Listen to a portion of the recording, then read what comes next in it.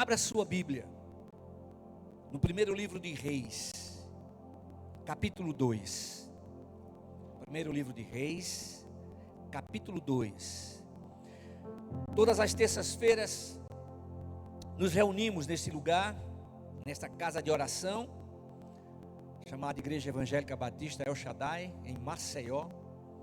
Nos reunimos no culto da família, porque entendemos biblicamente que a família é criação divina, a família é projeto de Deus. E mesmo diante de tantos que insistem em dizer o contrário, nós continuamos com as Sagradas Escrituras, continuamos com a palavra do Senhor. E a palavra de Deus, ela não é ultrapassada, ela não fica ultrapassada, ela está sempre presente e sempre viva, porque é vivificada pelo Santo Espírito de Deus. E aí o Senhor tocou no meu coração, desde ontem, para falar à igreja sobre alguma coisa desse texto aqui, onde de uma forma geral, fala com toda a família, porque afinal de contas todos somos filhos. 1 de Reis, capítulo 2, a partir do versículo 1 até o versículo 4, diz o texto bíblico: Sentindo que o dia de sua morte estava próximo, Davi deu ordem a Salomão, seu filho, dizendo: Logo seguirei o caminho de todos os mortais. Portanto, sê corajoso e age como homem. Portanto, sê corajoso e age como homem. Guarda as normas do Senhor, teu Deus, andando nos seus caminhos e obedecendo aos seus estatutos, aos seus mandamentos, aos seus preceitos e aos seus testemunhos, como estão escritos na lei de Moisés, para que prosperes em tudo quanto fizeres, e por onde quer que andares, e para que o Senhor confirme aquilo que me prometeu, dizendo: Se teus filhos guardarem os seus caminhos, andando fielmente na minha presença, com todo o seu coração e com toda a sua alma, nunca te faltará sucessor ao trono de Israel. Amém? Não há dúvida que Davi foi o rei mais conhecido de Israel, o segundo rei de Israel. E nas Sagradas Escrituras nós encontramos a declaração, a informação que Davi reinou 40 anos sobre Israel, 7 anos em Hebrom e 33 anos em Jerusalém. A vida de Davi foi repleta de lutas, enfrentou guerras, muitas guerras, para manter o povo de Israel livre, guerras dirigidas pelo Senhor. Um homem que teve muitas dificuldades no tratar com seus filhos. Naquela época, imagine só, o rei tinha as mulheres, tinha as concubinas, tinha filhos de diversas mulheres, e ele não conseguia, vou usar uma linguagem atualizada, ele não conseguia dar conta de estar presente de uma forma mais real com os seus filhos, orientando-os, ensinando-os. Então ele teve muitas dificuldades, e Davi, nós podemos dizer que ele não pode ser tido como um exemplo de pai. Uma demonstração de que as Sagradas Escrituras não escondem absolutamente nada. A Bíblia nos mostra exatamente as coisas como elas são, para que não somente tenhamos conhecimento, mas para que estejamos também aprendendo, e sempre acordados, sempre percebendo que não somos perfeitos, temos as nossas lutas, temos as nossas dificuldades. Davi viveu no período da lei, e diante das guerras que enfrentou, ele enfrentou também a rebelião do seu filho Absalão. Seu filho Absalão se voltou contra o seu pai, formou, digamos, um exército para guerrear contra Davi, e vai a Jerusalém. E Davi, para não guerrear contra o seu filho, ele deixa Jerusalém, ele sai. Aí ele demonstra algo tremendo, ele demonstra humildade, demonstra amor pelo seu filho. Irmãos, quem é pai, mãe sabe, o amor que temos pelos filhos é algo que não podemos descrever.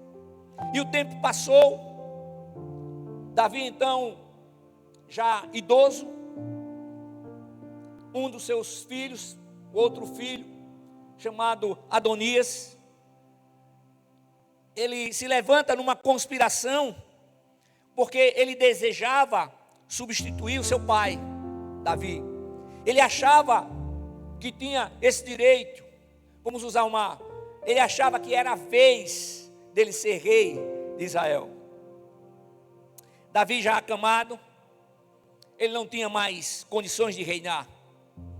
Mas sobre a ordem de Davi, o sacerdote Zadok pegou o vaso de azeite do tabernáculo. Na realidade era um chifre, de azeite do tabernáculo. E ele vai e unge a Salomão, como Davi ordenara, rei de Israel, terceiro rei de Israel. E aí, diante das lutas, das dificuldades, eu não quero entrar nos detalhes do que estava acontecendo com Adonias, mas ele levantou várias pessoas, autoridades, para ficarem a seu favor. Mas Salomão foi ungido o rei de Davi, o rei de Israel. E Davi, sentindo que se aproximava o dia de sua morte, ele chamou Salomão e ele deu algumas instruções muito importantes para o seu reinado. Ali eu entendo que ele não somente o instruiu, mas ele teve a oportunidade de relatar alguns fatos que, por certo, ajudariam ao seu filho Salomão. E não há dúvida de que a mais importante instrução foi que Salomão se mantivesse em fidelidade ao Deus eterno. Amém? A segunda instrução, nós podemos dizer que foi para atentar, para que ele pudesse perceber e agir com sabedoria, para com aqueles que, por certo, seriam empecilhos ao seu reinado, como criaram várias dificuldades no reinado de Davi. Davi então descansou em paz e foi sepultado na cidade de Davi. Salomão sabia que Joabe, em desobediência ao rei Davi, naquele período do levante de Salomão contra o seu pai, a recomendação de Davi foi para que não matassem Absalão. Absalão tinha os cabelos compridos, e fugindo, ele ficou preso numa árvore por seus cabelos, e Joabe ali foi e executou Absalão. Ele não podia fazer isso, ele era chefe do exército de Israel. Absalão não podia fazer aquilo. E aí Davi tinha lembrado a Salomão, e então não foi surpresa que Joabe se aliasse com Adonias em seu ato de provocação e deslealdade para com seu pai, que ainda reinava, apesar de estar acamado. Então, depois da morte de Davi, Salomão tomou providências para que aqueles que tinham sido infiéis a seu pai vou usar o termo, fossem definitivamente afastados do convívio humano. O novo rei herdava também as concubinas do rei, do seu antecessor. Então, Adonias, que tinha se rebelado, querendo ser ungido rei de Israel, em lugar de Davi, vai e procura Betseba, mãe de Absalão, e faz um pedido, para que ela intercedesse junto ao rei, para que ele pudesse casar com Abisaque, a sunamita, que tinha sido concubina de Davi. O pedido de Adonias, irmãos, era uma tentativa de reivindicar o trono de Davi. E diante disso, Adonias, por ordem de Salomão, foi executado por traição. A gente vê as lutas, as batalhas que existiam, as dificuldades da vida, elas continuam existindo. É claro que vivemos em uma outra época, vivemos agora no período da graça, onde nós temos a presença do Espírito Santo, habitando em todo aquele que tenha Jesus Cristo como Senhor, único e suficiente Salvador. Salomão tratou também com Abiatar, o sumo sacerdote, que juntamente com Joabe havia apoiado Adonias. Porém, Abiatar não foi executado, mas a sua demissão encerrou o seu trabalho sacerdotal e o trabalho sacerdotal dos descendentes de Eli. Meus amados irmãos, eu falei no início que nos reunimos todas as terças-feiras no culto da família, porque entendemos que a família é projeto de Deus, assim como o casamento. E a palavra nos ensina que é responsabilidade dos pais de educar e de criar os seus filhos. Criar os seus filhos, ensinando-lhes a palavra, trazendo a palavra a tempo e fora de tempo, contando as histórias bíblicas para os seus filhos. Então nós podemos dizer que é dever dos pais, durante toda a vida, encorajar seus filhos para que sirvam ao Senhor com alegria.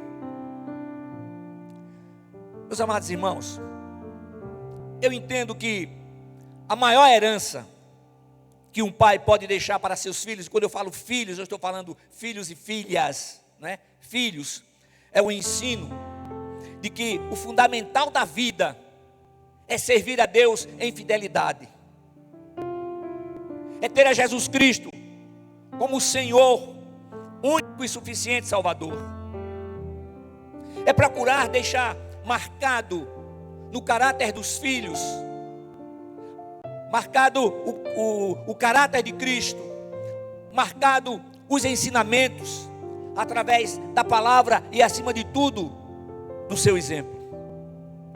Sem dúvida alguma, isso é algo que vai sendo plantado desde a mais tenra idade.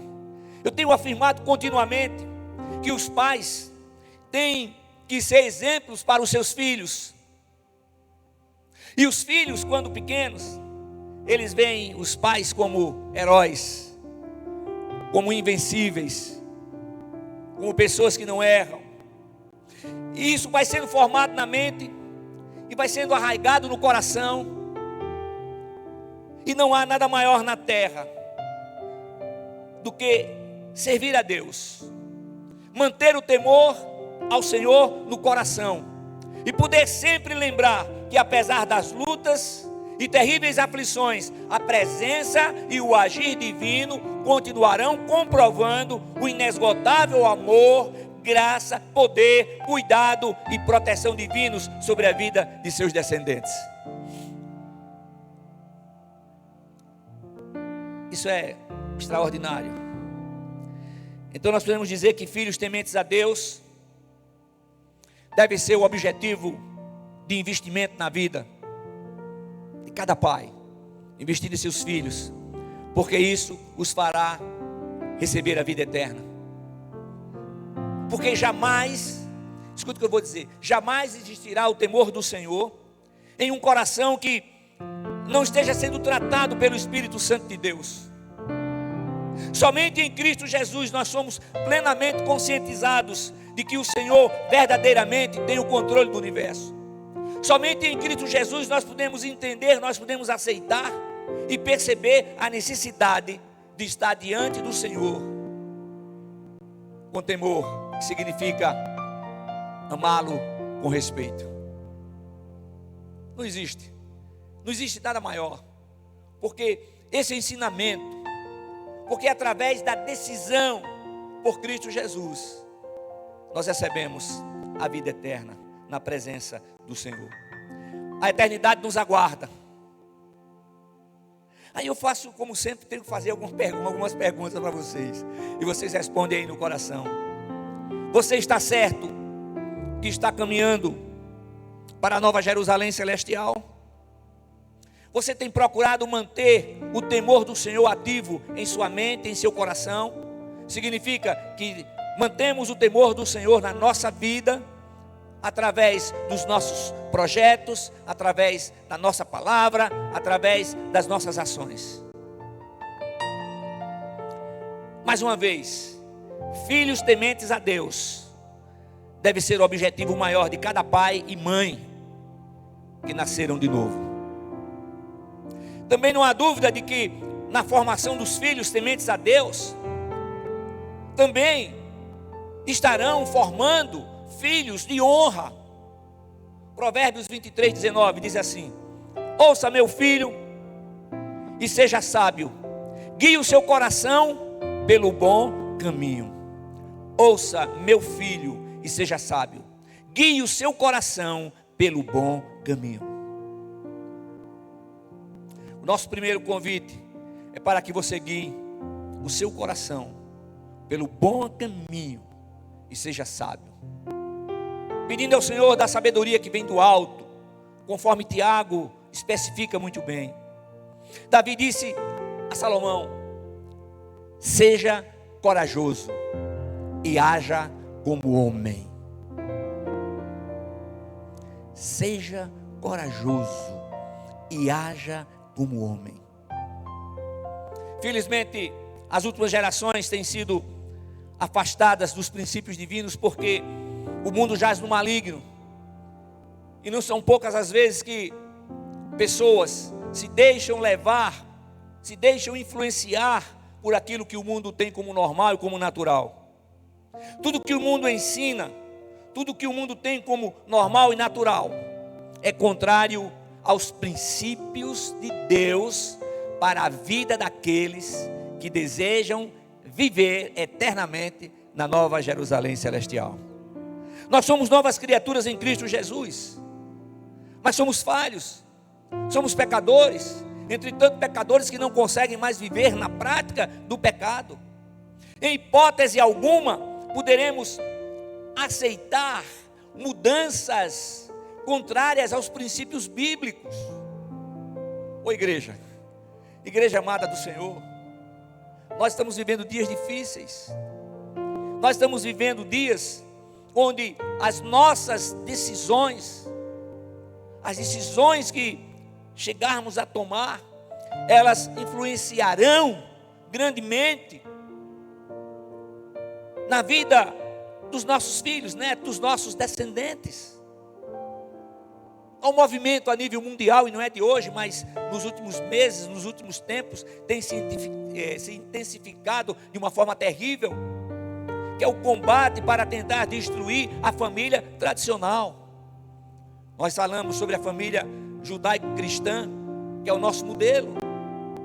Nós temos a Jesus Cristo como nosso modelo de vida. Nós temos liberdade de proclamar a palavra no Brasil. E essa liberdade, ela precisa ser mantida. Nós não somos um povo apático, que está dormindo, vendo as coisas acontecerem e simplesmente dizendo: não, o que importa é onde estarei eternamente. É verdade que isso é importante, mas enquanto estivermos aqui, nós temos compromissos compromissos assumidos com o Senhor. E nós não podemos abrir mão dos princípios bíblicos. Se permanecer no sentido, com os princípios bíblicos, nos fazem tradicionais, então saibam que continuaremos sendo tradicionais no que diz respeito à manutenção dos princípios bíblicos ativos em nossa vida. Então, como brasileiros, nós temos que lutar, o dever de lutar por nossa liberdade e garantir a liberdade dos nossos descendentes. A igreja nunca se envolverá em política partidária. Não aceito isso. Mas a igreja não poderá ficar inerte às ações malignas, orquestradas, eu vou ser muito franco, orquestradas pelo Partido Comunista chinês, que botou na cabeça de dominar o mundo, de ver o cristianismo totalmente destruído.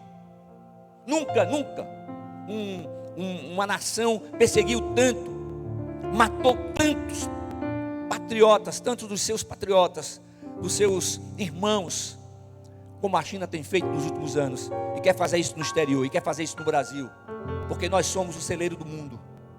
Deus tem nos abençoado, condições de alimentar o mundo. Nós temos água, muita água. Nós temos condições climáticas extraordinárias. Nós temos minerais, nós temos coisas tremendas. Irmãos, o mais importante é que tenhamos a consciência e estejamos acordados de como somos a última barreira que vem impedir a implantação do regime comunista no Brasil, que tenta fazer do Brasil uma Venezuela, como está fazendo com a Argentina, com a Bolívia, com outros países da América Central. A nossa parte, Deus não fará. E eu vou dizer mais: os políticos brasileiros que têm se vendido aos chineses prestarão contas, sim. Crimes de lesa pátria. Governadores e prefeitos nordestinos são verdadeiros genocidas. Mas vamos voltar aqui para o texto bíblico. Então a igreja tem que acordar. A igreja tem que sair da inércia e passar a reagir legalmente, propagando ainda mais o evangelho de nosso Senhor e Salvador Jesus Cristo, declarando que somente Jesus Cristo é o Senhor, e que a nossa esperança é viva. A nossa esperança não está em homens, a nossa esperança não está em instituições, a nossa esperança está em Cristo. Aleluia!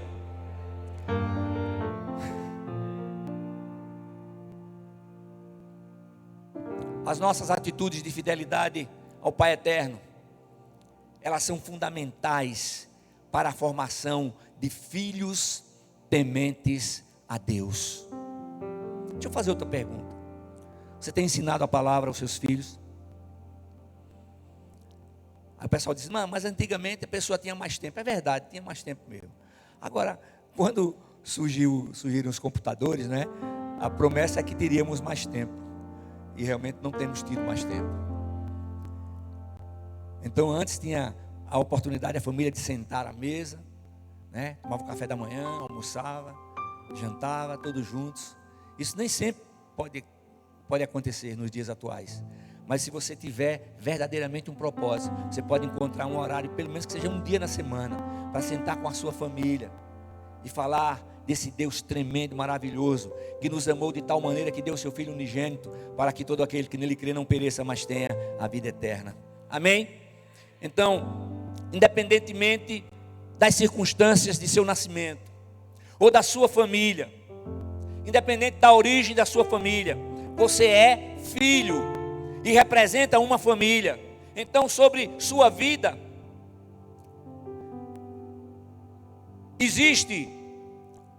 você existe como filho, e há expectativas de poder honrar o legado e os bons valores que você aprendeu de seus pais, de escrever uma nova história sobre a sua família, descendência e geração. Que essa história seja escrita através de uma vida temente ao Senhor, através de uma vida que declara que somente Jesus Cristo é o Senhor, através de uma vida que afirma que chegará o dia que todo joelho há de se dobrar, que toda língua há de confessar, que somente Jesus Cristo é o Senhor, para a glória de Deus Pai. A Bíblia nos revela histórias profundas de bons filhos e de filhos maus, que desonraram seus pais e colheram as consequências disso aí. A palavra nos mostra isso. E Deus é tão bom que deixou registrado os bons e os maus exemplos para que pudéssemos nos identificar, pudéssemos refletir, pudéssemos analisar, pudéssemos colocar a nossa vida nas mãos do Senhor, declarando: Senhor, verdadeiramente eu quero viver para o louvor da tua glória. Sabe, irmãos, ser filho é uma honra. Independentemente das circunstâncias, independente das circunstâncias do seu nascimento, ou da sua família de origem, ou da sua formação, você é filho. Você tem um nome que representa uma família. Que esse nome possa ser identificado como uma família que teme ao Senhor. Uma família que fez opção em viver conforme os princípios contidos nas Sagradas Escrituras. Uma família que verdadeiramente depende do Senhor. Uma família que está determinada a propagar essa palavra, proclamar essa palavra. Uma família que está determinada a ensinar os seus filhos o compromisso que temos em Cristo Jesus como seus discípulos. Eu tenho dito que estamos vivendo os últimos dias. E os últimos dias começaram com a entrega e o sacrifício e a ressurreição de Cristo. Pastor, todo esse tempo. Quanto tempo vai demorar ainda? Não tenho a menor ideia. Mas as profecias estão aí sobre a segunda vinda de Cristo. Nós precisamos viver como se isso ainda fosse demorar 100 anos. Estar preparados como se fosse acontecer agora. Eu quero concluir dizendo que Jesus veio para nos libertar da desonra e nos tornar pessoas honradas, pessoas dignas, pessoas tementes a Deus, pessoas que sabem que o Senhor é o autor da vida, pessoas que amam umas às outras, pessoas que verdadeiramente entendem que sem a presença do amor, que é o verdadeiro amor de Deus, as coisas não acontecerão conforme os propósitos divinos. Pessoas que estejam determinadas a orar por seus familiares, orar por seus irmãos em Cristo, orar por sua nação, orar e declarar através da sua vida de que é uma pessoa livre para servir ao Senhor. O escravo não tem lugar permanente na família, mas o filho pertence a ela para sempre.